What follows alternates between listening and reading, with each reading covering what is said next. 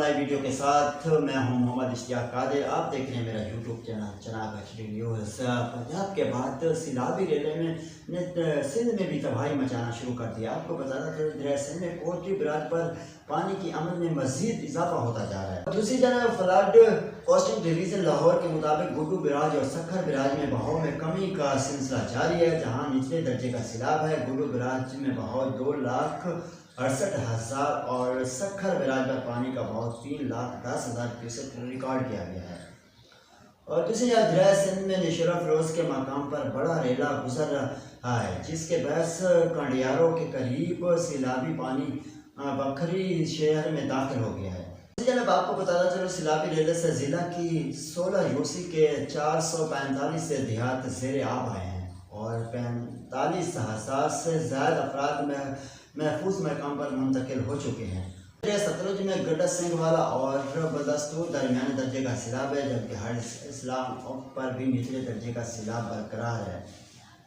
دوسری جانب نشر افروز کے مقام پر بڑا سیلابی ریلا گھروں اور دکانوں کے ساتھ اسکول کو بھی تباہ کر گیا اور دریا سندھ میں کوٹری براج پر پانی کی آمد مزید اضافہ ہو گیا ہے. آپ کو بتاتا چلو کوٹری براج پر درمیانے درجے کا سیلاب ہے مگر بہاؤ بڑھ کر 3,60,000 کیوسک تک ہو گیا ہے.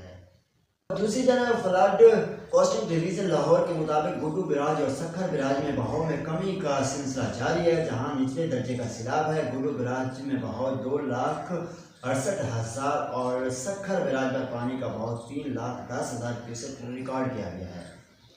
اور دوسری جانب دریا سندھ میں نشر افروز کے مقام پر بڑا ریلا گزر رہا ہے جس کے باعث کنڈیاروں کے قریب سیلابی پانی بکھری شہر میں داخل ہو گیا ہے.